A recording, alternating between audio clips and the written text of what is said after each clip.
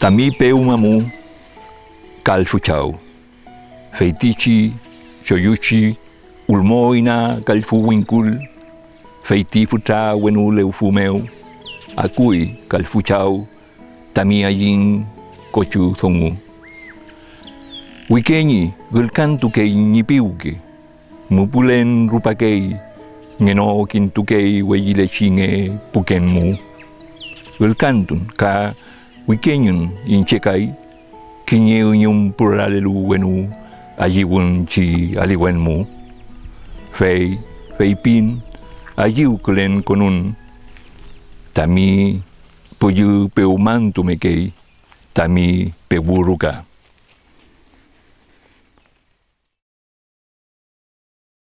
Mi nombre es Elicura Chihuailaf Nahuelpan.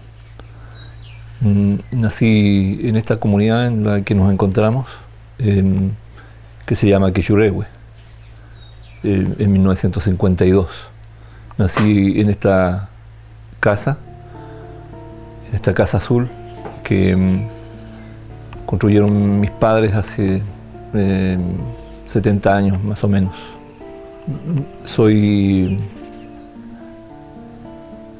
Me considero más bien un oralitor, en el sentido de que intento escribir acerca de mi memoria, hablar por lo tanto, desde esa memoria, a orillas de su oralidad, a la que yo pertenecí también, y a la que he vuelto, pero en otra condición de escritor, pero también de un escritor que no ha accedido a la literatura.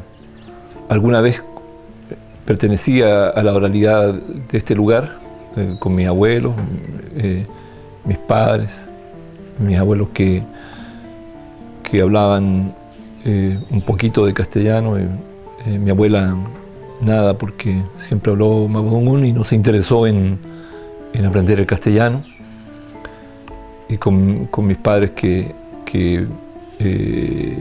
ambos salieron siendo monolingües del mapudungun hacia la ciudad, al exilio de la ciudad. Mi padre desde aquí y mi madre desde una comunidad que se llama Liumaya, al interior de Villarrica. Ambos hijos de loncos de sus comunidades.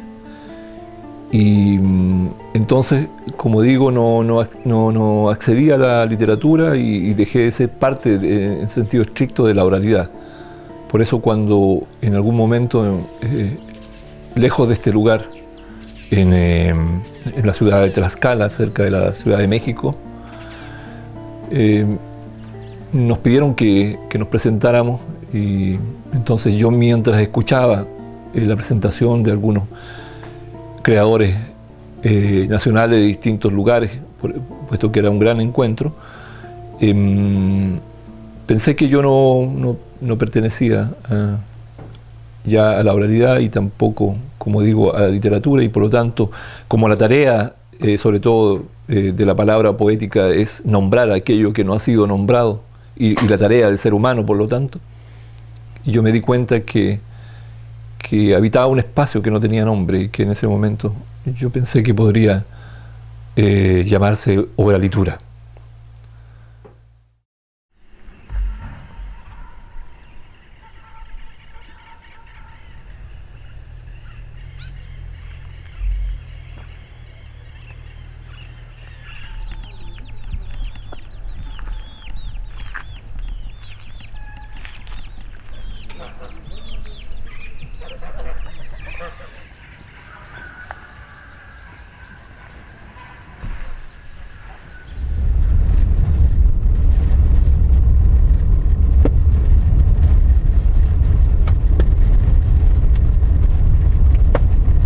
Esto es la comunidad de Quechurehue.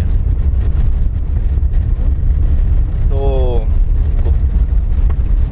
un terreno que está lleno de colinas, que se transforma en aquello que es Huerere se llama, que ya es cordillera ya. Aquí estamos en la precordillera. Los bosques menos densos, pero que como se ve, toda nuestra gente está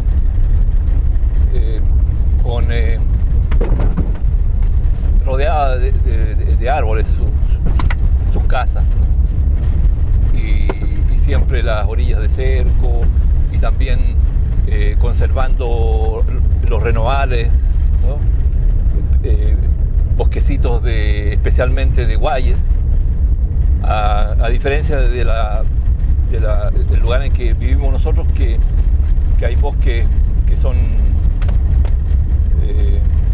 centenarios, ¿no?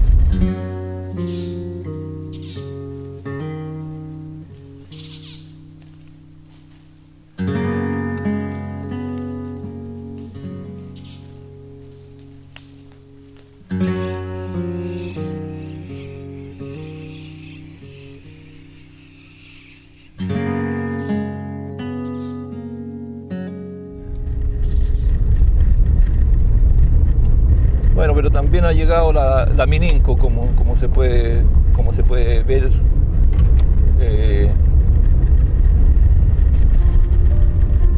El Estado lo subsidia y ellos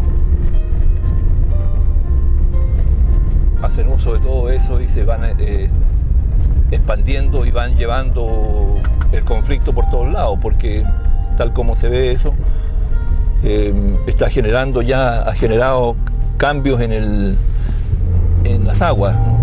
En el volumen de las aguas, que ha disminuido, tanto los esteros como los pozos, lo que significa que está afectando fuertemente las napas.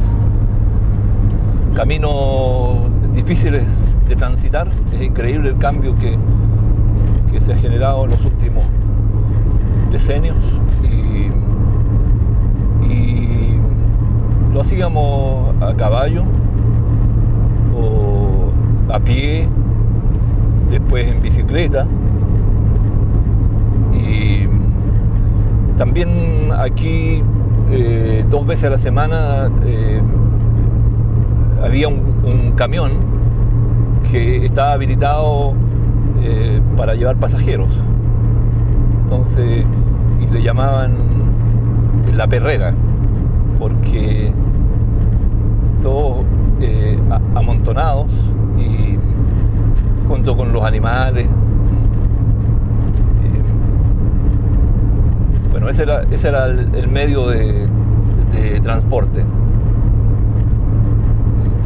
Mis padres vinieron a Cunco, el lugar en que vamos ahora avanzando para llegar hasta allí, cuando era un muy pequeño pueblo, y donde yo como niño conocí un mundo que me era totalmente desconocido y de alguna manera, por lo tanto, ajeno, en la medida de que me encontré que al revés de mi vivencia en mi comunidad, habían mapuches, pero aparentemente la mayoría era chilenos, ¿no? Y chilenas.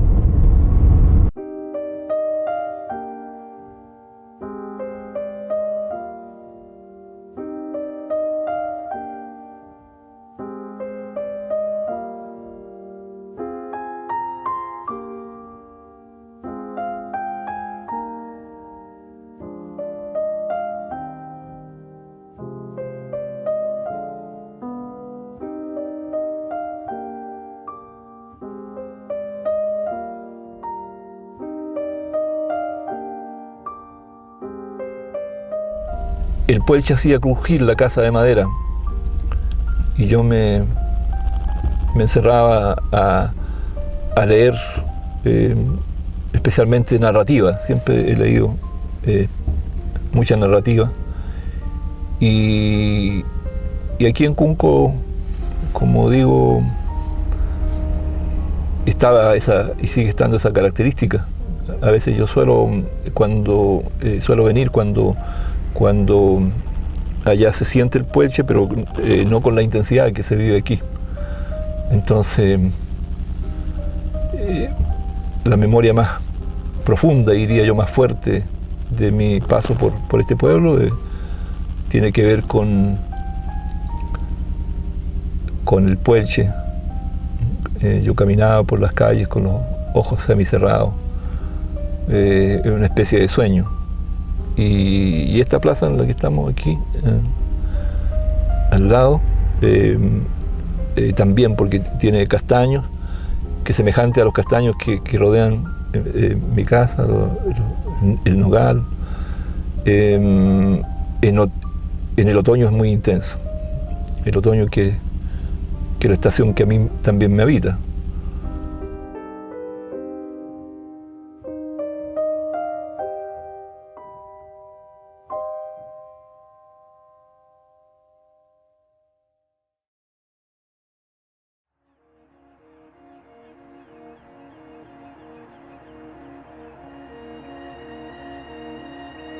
Nunca un sentido, dice nuestra gente, es unívoco y único, ¿no?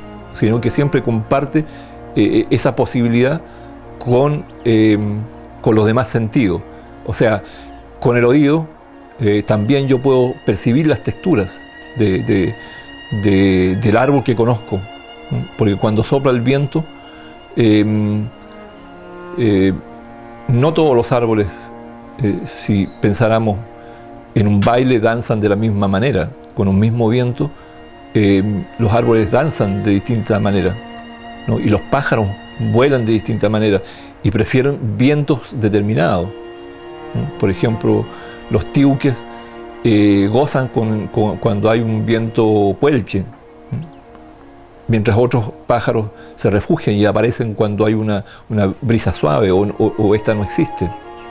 Aunque eso es difícil aquí, en esta zona que permanentemente, ¿no? Como el sur, ¿no? En general hay viento, una brisa permanente, ¿no?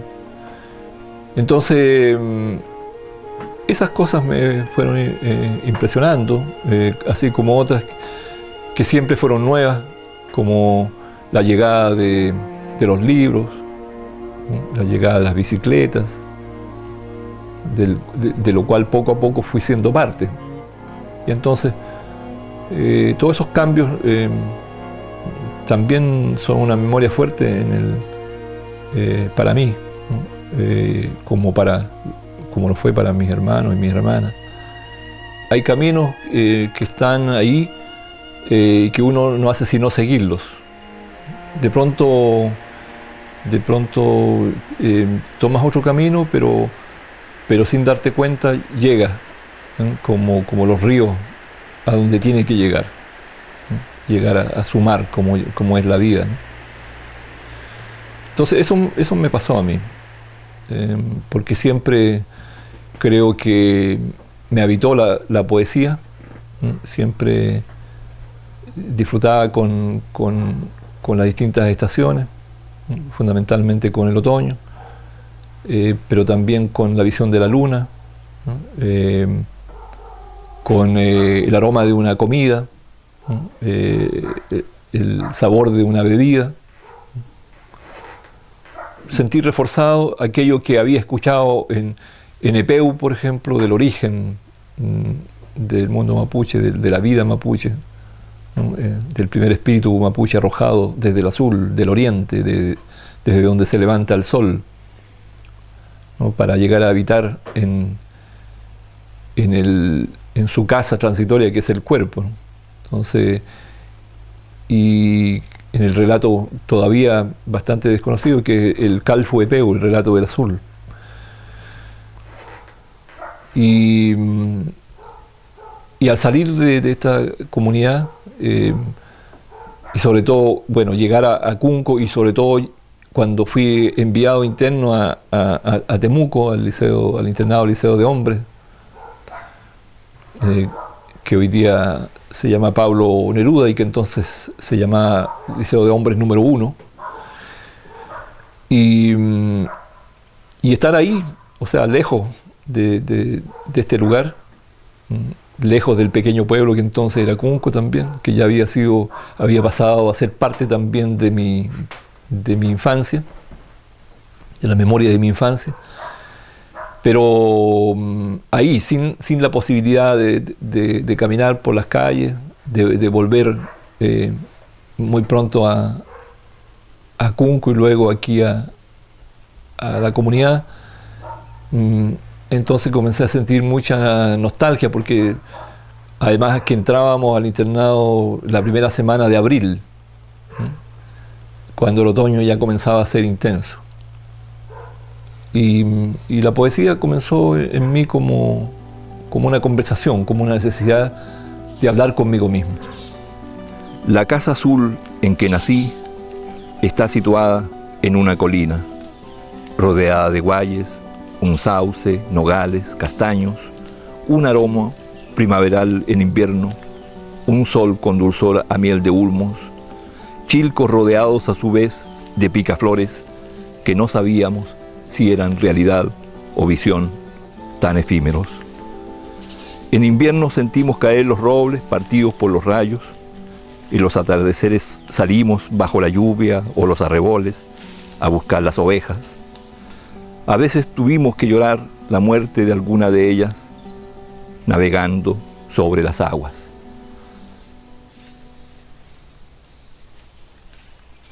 Eso fue como canalizando también una mirada que se transformó en la poesía que hoy escribo, que está fundamentalmente ligada y sostenida por esa memoria azul.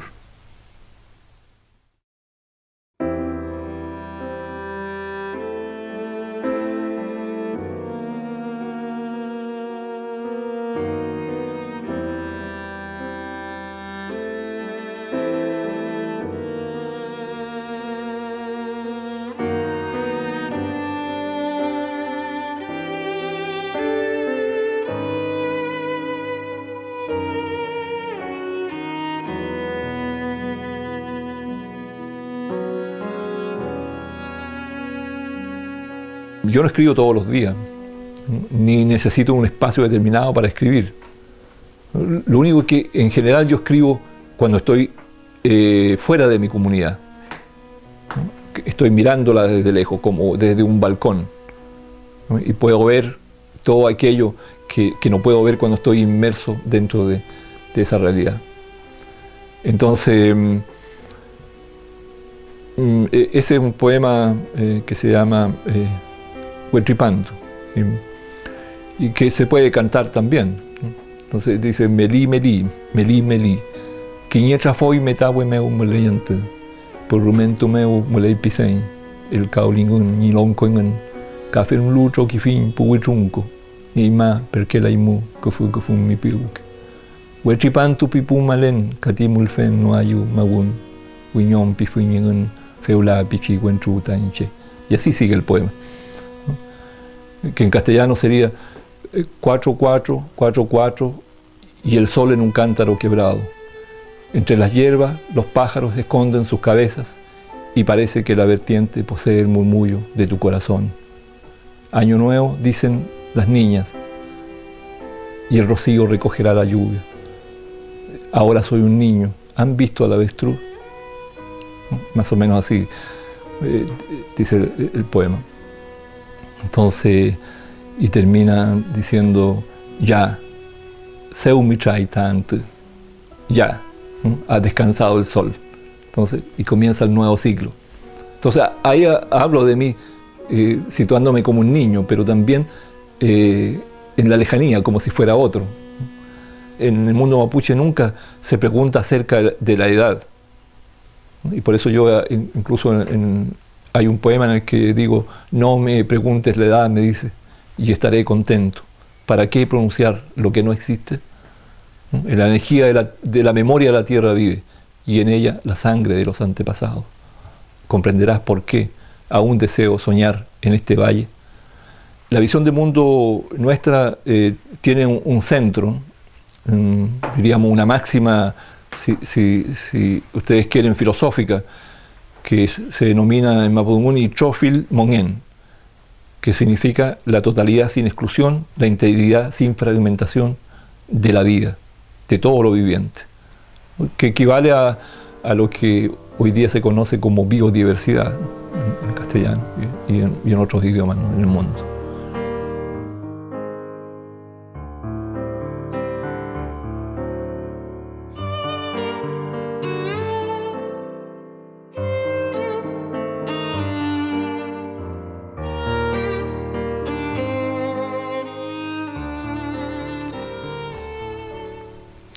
En el sueño del sol.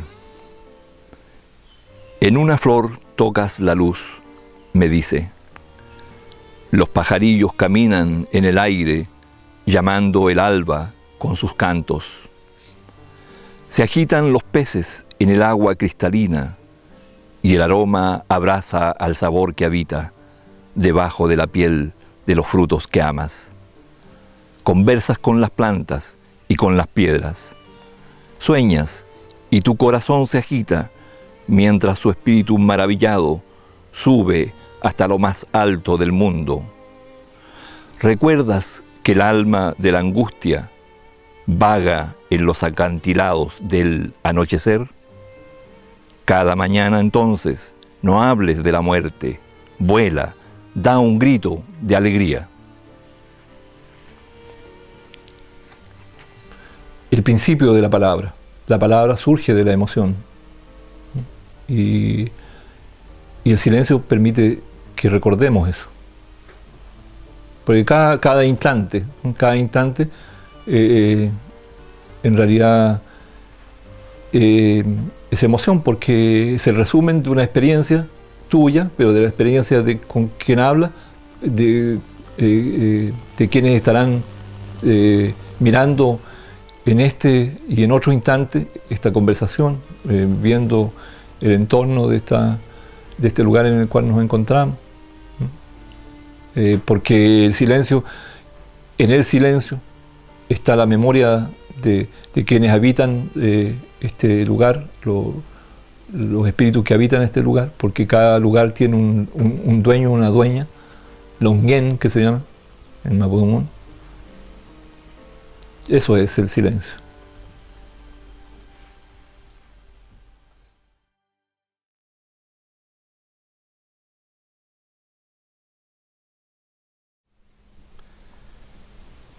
El tiempo que sueña, que soñamos, que no sueña.